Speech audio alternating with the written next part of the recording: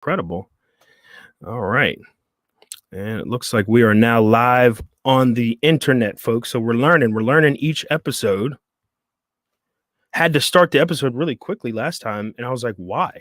Like, we're on live now, but I don't have to rush.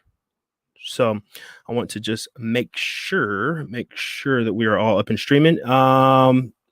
Welcome into, okay, I see Sydney down there in the house. Sydney has a great music collection. You should go check it out. And I just want to make sure that we're streaming on all platforms. Is that too much to ask? I don't know. I guess I don't know how Facebook works. I just put it up there and it's still not working. Anyway, all right. Without further ado, let's get started. There we go. I knew I wasn't crazy. Okay, guys, give me like literally 0.25 more seconds here so I can just send this to my page. All right, now we're in business. Hey, everybody out there on Facebook, I see you. We got a YouTube. Do we have a YouTube listener? I love it. I love to see it. You guys are awesome. Intellect in the house. He got an album coming up later. I'm excited about that. Without further ado, let's get going, y'all.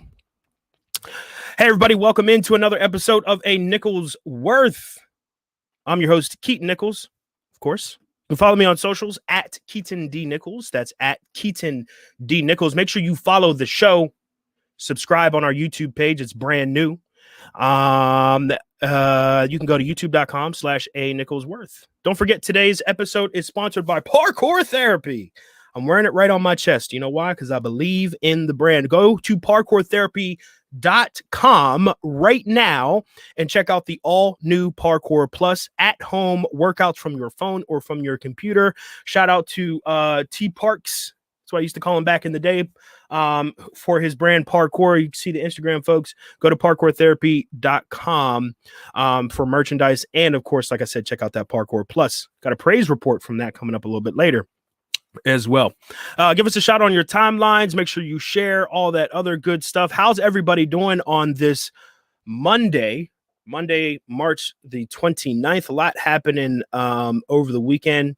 Hope everyone had a really good and really safe weekend. And I should say an emphasis on safe, because we know that we should know that coronavirus is still a very, very big time threat. Now, we got a comment over the weekend from the new CDC director. Now, the reason why I say new is because the old CDC director, Robert Redfield, kind of sounds like he's a character in a zombie, apocalypse film. Dr. Robert Redfield. Anyway, Robert Redfield made some comments. The old CDC director made some comments before the weekend that were kind of controversial, because he said, you know what? I would believe it if this virus came out of a Wuhan lab, if it escaped.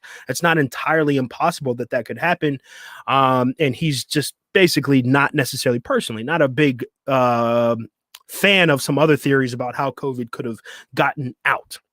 Now, I don't know. I'm not in the sciences, but I do think that that's secondary business now, because we have another issue related to COVID that is more pressing, I guess you could say, at the moment. We talked about it last week, that despite the fact that cases in many parts of the country were reaching a sort of lower plateau, about 50 to 60,000 cases a day, that at that point, and when we have reached that point in this virus before, typically we've seen that cases go back up. There's been another surge that's happened. That's the evidence that's been happening in Europe, and it is certainly starting to happen here. Last week, we were talking about 20 or so states. We're seeing signs, an uptick in cases, even at this point, even with vaccines, everything else like that. That number is up to 30 or more states at this point. This is coming from NBC News. After several weeks at a plateau, COVID-19 cases in the U.S. are rising again. The clearest warning sign yet that the country could face a quote unquote avoidable surge. That's what the head of the CDC said Friday. Her name is Dr. Rochelle Walensky, and she said at a media briefing that the most recent 7-day average of COVID-19 cases was about 57,000 cases per day. That's an increase of 7% from the previous week. If you're thinking to yourself, man, that kind of sounds like a lot, it's because it is. The article goes on, she attributed the rise in part to the spread of more contagious variants, increased travel, and governors lowering restrictions too early. Now, I don't think that we need to necessarily call out any specific states that did this particularly early, but I think what Dr. Walensky is trying to say here is that reopening measures across the country are happening too soon, and that we've, in a sense, not only public officials, but we as citizens, we as regular people, because we are just so greatly anticipating the day when things can go back to normal, we're creating our own dates. We're creating our own timeline as to when we're going to be done with the coronavirus officially. I wouldn't advise that, although I'm no doctor. The doctors would also not advise that. It's a very big deal here. Now,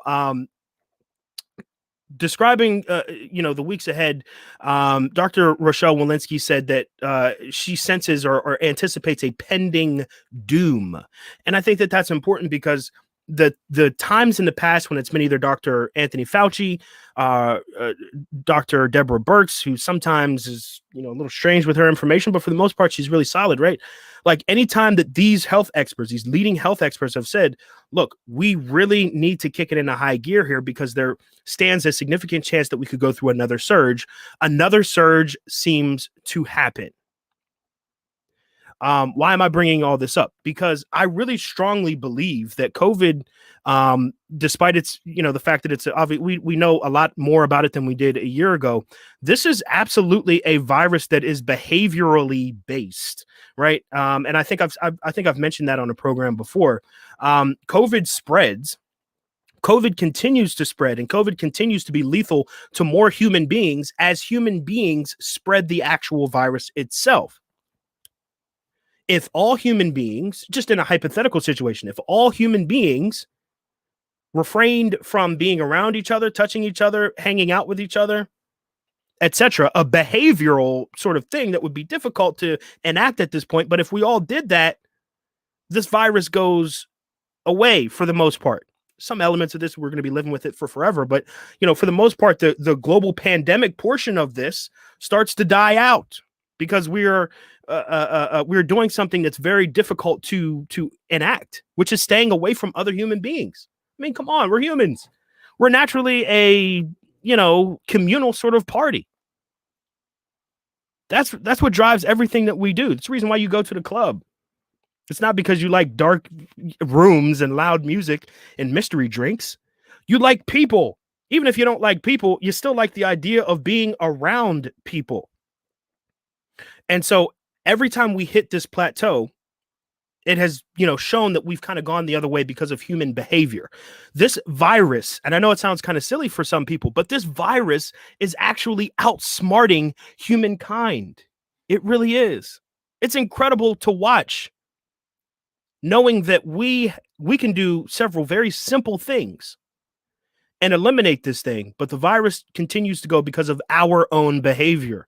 We feel like we can put a time on whenever it's done, when we're done with this thing. And that to me says that the virus is still ahead of where we are as humankind. And I say humankind and not Americans too, because this is a problem everywhere. Europe is dealing with this. I know I'm just saying Europe in general. I know there's a lot of countries there, but Europe is dealing with these issues right now. And this influx of cases, it doesn't have anything to do with American culture. I have plenty of criticism about American culture, but this is a global thing. The head of the CDC says there is another avoidable surge coming. And when she says something like that, while at the same time, within the same press conference, actually begging people to please keep your social distance. Please don't gather. Please don't reopen your states before it's before it's ready, before it's time. But it seems the entire world, though, seems like it's unlikely to catch up to that. Now, vaccines do seem like they're kind of the best defense, but it takes a lot of trust from the people in science and in the government that's behind it, that's responsible oftentimes for distributing this. There are hesitations not about just what's in the virus and the effectiveness of the virus. I'm sorry, the vaccines, rather, what's in the vaccines and what's in the effectiveness of the vaccines. But I think the sort of hesitation or the bigger issue is that we don't live in a society where we can climb on and we can build on our trust as a way of achieving something, our trust in other systems, in central systems of government, most especially. It's not just people of color. It's not just white male conservatives. There's a lot of hesitation from this, and we're put in a bad situation. But I think it's absolutely critical to remind people that this virus is a lot smarter, quote unquote, than we think it is, than many of us think that it is. And so we got to buckle down. Now, my anticipation, I don't know about you guys, but I said this last year. I'm standing by this. I do think that by the start of 2023, the United States and maybe the rest of the world alike will experience some kind of normalcy again. The reason why I say that is because, obviously 2020 is the year we discovered this thing. And in 2021, it's anticipated that it's going to take about half the calendar year for all Americans to get on board with vaccinations. I personally think it's going to take a little bit longer than that. And I think we have another small issue after that, which is we don't exactly know if this vaccine is going to be able to reach a significant enough portion of the population. What we're seeing around the world now is that the parts of the world that aren't vaccinated, the parts of the world that aren't a step ahead of this thing from a medicinal perspective, from a from a scientific vaccine perspective, I guess you could say. Countries like Brazil right now, this is a perfect example. If you look at what's happening in Brazil, just Google or type it into YouTube, Brazil COVID-19, you understand that they were months behind for ordering vaccines. Those vaccines won't arrive for months and months and months to come, which means variants, including the UK variant and a special Brazilian variant. It's not called that. It has a bunch of letters and names for it, but the Brazilian variant of COVID-19 is continuing to spread and to grow, and it is not overwhelming the Brazil hospital system. It has overwhelmed the Brazilian hospital system, private and public alike. That's happening right now. So we can say in the United States here, in our little bubble that honestly done terrible handling this thing, all things considered, that the United States might be reaching a critical point where we could possibly eradicate this within the next couple of months. But we do have to consider that there are other parts of the world that haven't operated at the same speed. And if there are other parts of the world that haven't exactly operated in the same speed to deliver this virus, what then should I believe about the fair and equitable place that we know as America, the United States, when it comes to the distribution of these viruses as well? What I'm saying is, I think there's going to be a lot of pockets of this country where there are still going to be large amounts of people who are unvaccinated. And that may be because of choice, but it could also be because the United States system of, I don't know, everything is based, and we can go into deeper detail about this at another time, but the entire system we know is based on inequities. And different people have been working very, very hard to correct those inequities, but the problem is they still exist.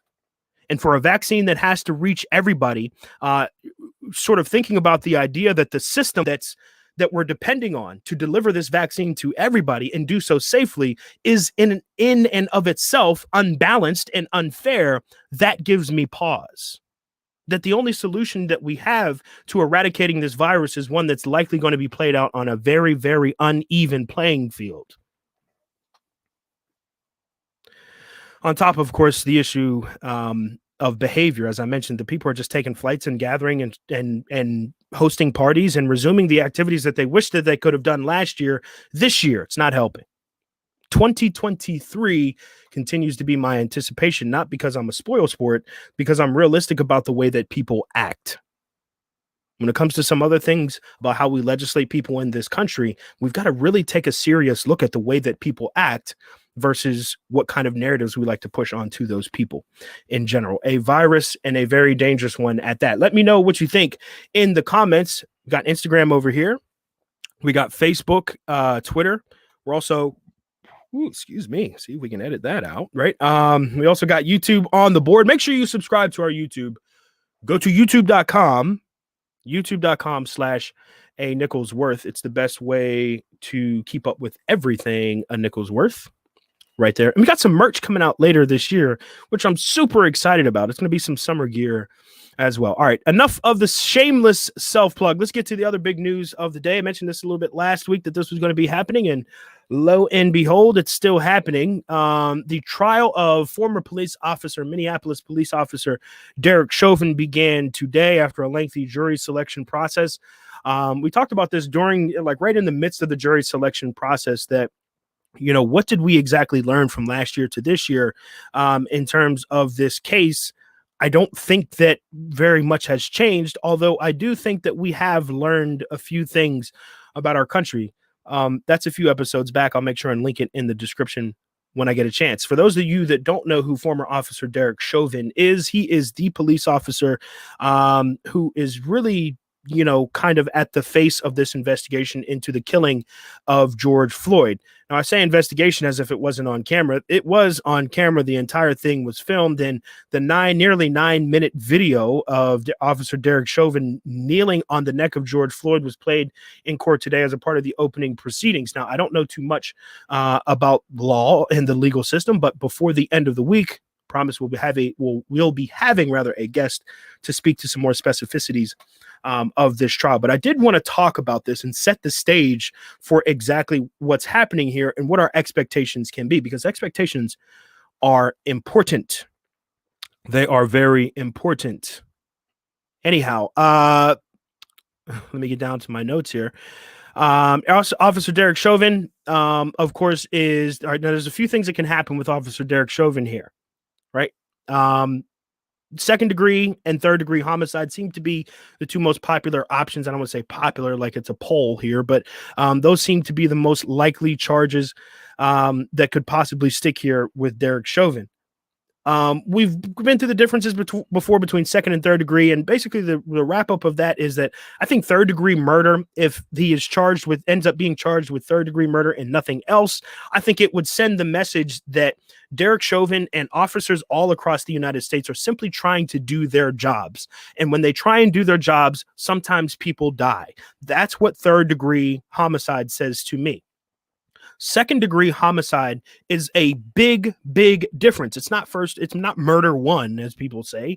It doesn't carry with it that, sort of lengthy sentence, if you will. But a second degree homicide says that I intended to hurt you in so many ways. I intended to inflict harm to you. And in inflicting harm to you, I killed you. And there's a big difference between second and third degree murder, homicide, whatever.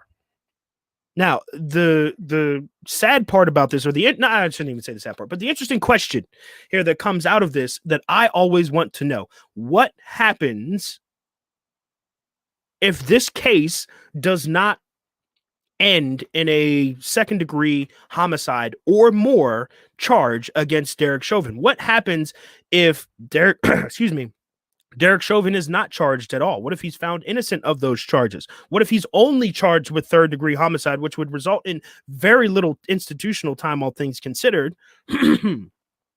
What happens? And I'm saying what happens because there were a lot of people who poured into the streets last year, and I felt that pain and that anguish, but I've seen it before.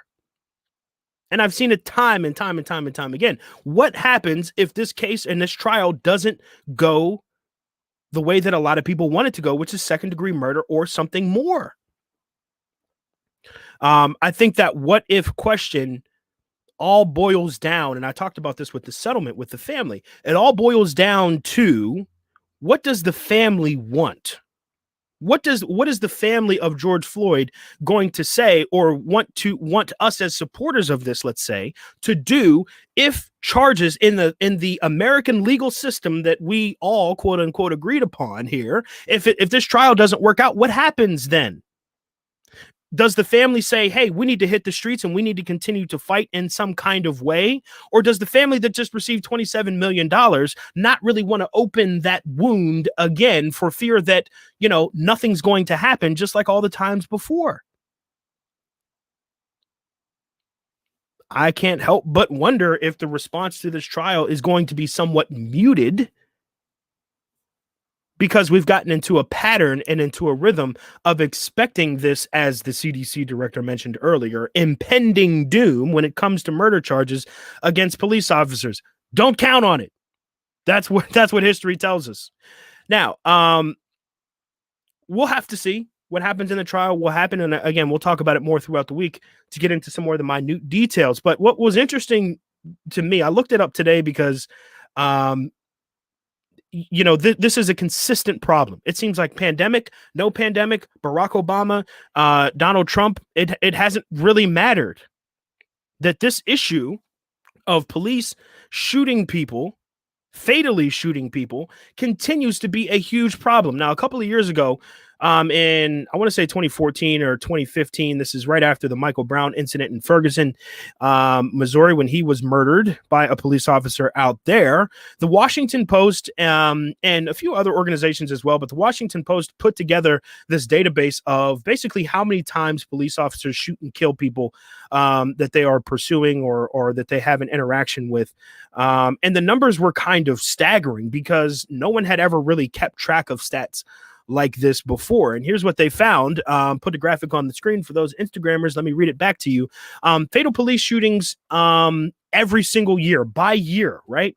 We just throw some numbers out there. In 2015, the first year that they had a complete year of data for this, 2015, 994 people were shot and killed by police. Keep in mind, this is still Obama territory here. In the year 2016, the handoff, if you will, still Obama, 962 people were shot and killed by police. The first year Trump was in office, 2017, 986 people were shot and killed by police. In 2018, still Trump territory here, 991 people were shot and killed by police. In 2019, also still Trump territory, 1,004 people were shot and killed by police. Now, some people might look at that data and say, well, there's a slight uptick from 2017 to 2019. As you can see, this data on the screen was taken as of June of last year, in the midst of a pandemic. But what you can see on the line there is that the pacing for half of the year was in some cases outpacing the last 2 years in terms of fatal shootings by police. What point am I trying to make here? Well, the fact is that whether Barack Obama was president of the United States, whether Donald Trump was president of the United States, whether there was a Republican supermajority in Congress, whether or not the Democrats had control over one house, both houses, or no houses, because I talk a lot about politics on this show, these numbers are consistent. 994, right? 986. It's about 1,000 people that are killed every single year by police, and it doesn't matter which political affiliation is at the top. That's of concern to me. I don't want to get to this point next year and say, run into another George Floyd situation and say, well, at least we have Joe Biden as president, because what has it done to have a Democrat, Republican, liberal, whatever? Absolutely nothing. It's the same situation what we talk about with mass shootings, although I don't want to, sort of compare the two. I don't want people to get confused with the two. But, I can remember back in 2013 or so, Barack Obama came very, very close to being the most significant elected official, let's say, to put this in the foreground, to put this put this top of mind, sorry, not top of mind, put this at the top of his administration as a priority. He came really close when he said in that speech, the very tearful and emotional speech that he delivered outside the White House after the verdict had come down on George Zimmerman, who shot and killed Trayvon Martin. He said, there are very few African-American men in this country who haven't had the experience of being followed when they were shopping in a department store. That includes me, he said. There are very few African-American men who haven't had this experience of walking across the street and hearing the locks click on the doors of cars. That's happened to me, at least before I was a senator. He goes on, right? But the idea is that Barack Obama, the most powerful individual, political at least, individual in the world, really brought this situation into context by saying Trayvon Martin, in so many words, Trayvon Martin is me. I am an American president. I can do whatever the heck I want. And you all have to respect me for that. But guess what? Me and Trayvon are right here. We're even. We are the same. And I thought that was a powerful moment. Now, was it followed up by anything by this administration? Anything significant? There were some programs and there were some things that were meant to extend the hand of the White House out to some groups trying to work. They were making an attempt, and I do have to be honest with that. They were making an attempt, but come on, let's be real. What actually changed? Intellect mentions it on the Instagram page. One word: changed. Nothing. Absolutely nothing. And that was a black president. Now, I sometimes think that people unfairly or unduly put a burden on Barack Obama to have been the black savior of the people, the African-American people here in the country. I think that was way too big for what his particular election really meant. But I look back now, 4, 5, 6 years later, in understanding that the presidential administrations, whether they be conservative or liberal or anywhere in between, have not made this a priority. Democrats may be in favor of reforms that can sort of discourage, let's say, police officers from acting in this way moving into the future. But really, when you think about it, neither political party has made this a priority. Since 2014, when some people have had what I describe as a hyper awareness as to how many people in this country who are African-American, black, or brown in general have been killed by police. The number of people in general is pretty ridiculous, right? But the percentages of African-Americans and black and brown people that are killed by police is astonishing. So the next natural question then becomes, what happens? What should happen within the Biden administration? What then happens in the Biden administration? Are we going to get better?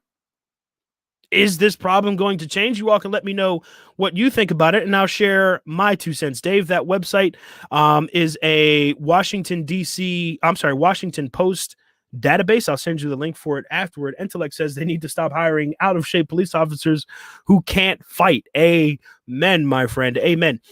Just on that point, real quick, if I can riff off of what Intellect just said, because I've often, said this is going back years and years and years.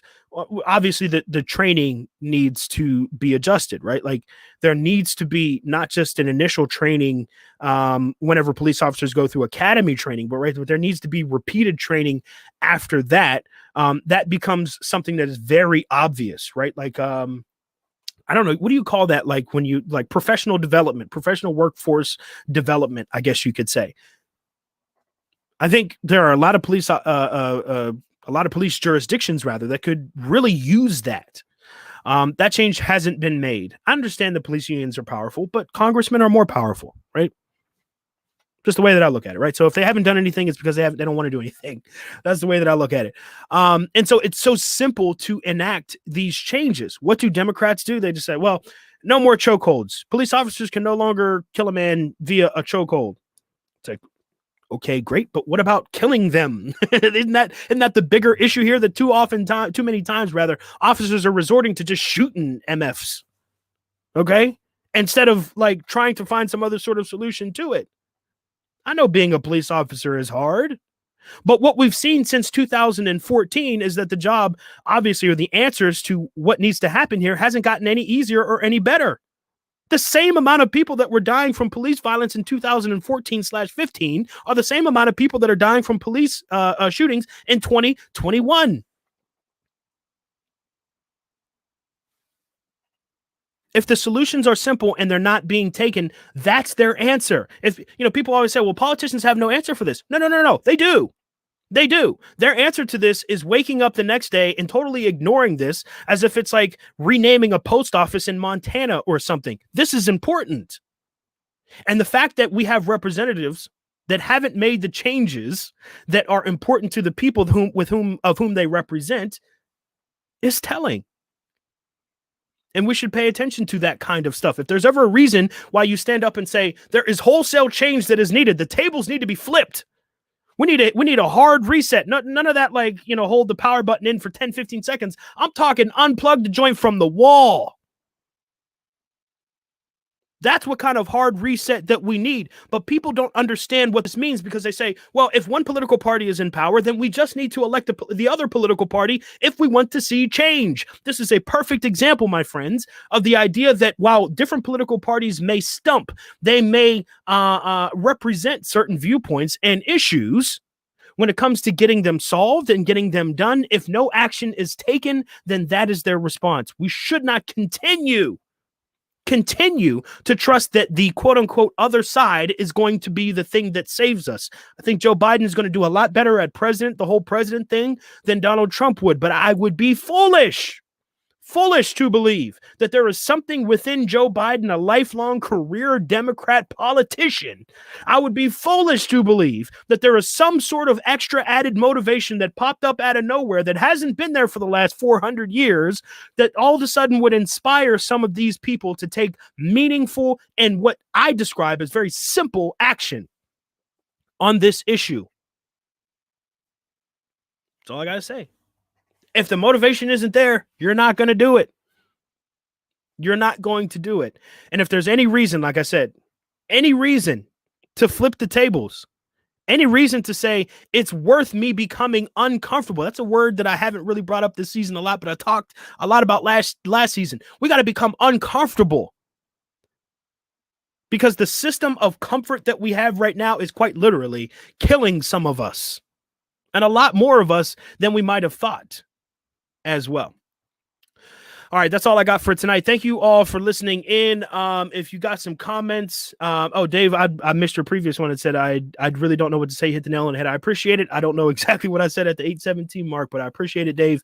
Give us a share on your timelines if you all have a chance.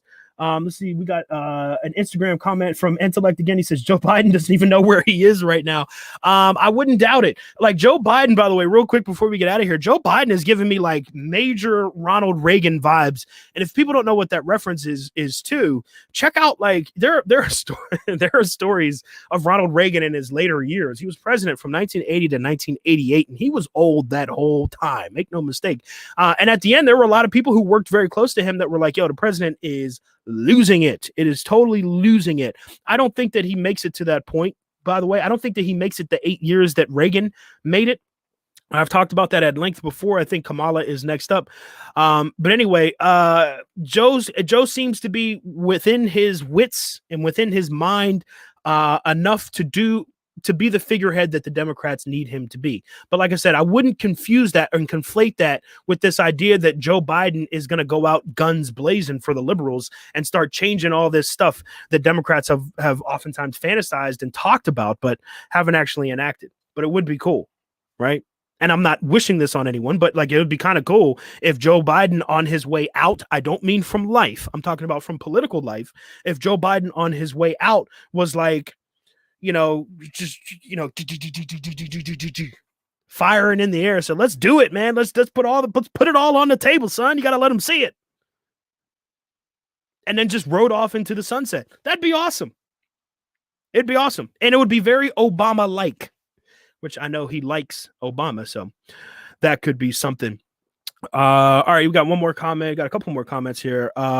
Ariel says, in my opinion, they shouldn't hire individuals that grew up in white suburban neighborhoods who have zero experience with the African-American community to patrol in a minority-dominated area. They will have biases. So that's another brilliant point, Ariel, that I think is a very easy switch and an easy change. What you're talking about is community investment. That's the way that I look at it, right? In order for something like that to happen, you can't just go into black neighborhoods or African-American neighborhoods and say, who all wants to be a police officer? Show me your hands. That might not garner the response that you want. But investing in the community is deep. It's deeper than that, right? Like, And what Ariel was saying is perfectly spot on. There's a lot of people who are patrolling areas of which they are not familiar with. If you drop me in the middle of Montana somewhere and you say, look, man, you got to keep the peace here, and you give me a gun and a badge and say, have at it. I don't know anybody out there. I don't know what people are capable of out there. And you know what I might do given a gun and a license to shoot? I might kill someone. I know that sounds kind of like outrageous, but I might kill someone. I'm not a person who wants to kill somebody, but I might. I don't know anybody in Montana. I don't know what they're up to. But whenever you invest in a community, right? You're now saying that we're not just going to put officers here and hope for the best, right? The chances are, we're going to hope for the best. You now have people who have an investment in the community, right? Like look, I grew up over there. Okay, I don't want to see trash in the street. I don't want to see people hanging on the corner, not because it's my job, because I have an investment in the neighborhood. I care about the neighborhood. And that's why I'm going to act in the way that I'm going to act. And what also comes with that care is, and I'm just spitballing here, not shooting people in the back. Just try it. Just one good time. See what happens. You're much less likely to shoot your neighbor. I'm serious. Would I shoot somebody randomly in Montana? I don't know, but don't give me a badge and a gun so I can find out. Thank you for the points, people. I appreciate it. Everybody, make sure you subscribe, youtube.com/A Nicholsworth. I appreciate the questions, everybody. I'll be back on Wednesday for a fresh edition of A Nicholsworth. Make sure you check out our sponsor for tonight's show, parkourtherapy.com. That's PARCORE. I have a banner for this. I did the pre-production work. I don't know why I'm not doing this. Parkourtherapy.com. There it is at the bottom of the screen. You can check out these new workouts that you can do directly from your phone. I had one of our loyal listeners, Jovan, from the TSL podcast that you might want to check out as well. He checked in a little bit earlier and said he did the push-up challenge. I have not done the push-up challenge. Push-up challenge is tough, folks. If you go to parkourtherapy.com, sign up for a free Parkour Plus membership. You can try it out today. They've got an ab challenge on there as well. Y'all know I'm nowhere near that. But I'm going to try the push-up challenge, and by the summertime, I want to see who all can compete with me in terms of push-ups. It's a great way to keep up with your fitness. Just like Fergie said, just working on my fitness. Make sure you check that out, parkourtherapy.com. All right, everybody. I'll be back on Wednesday for a fresh edition of A Nicholsworth. Follow me at Keaton D. Nichols, and I'll see you all on the flip.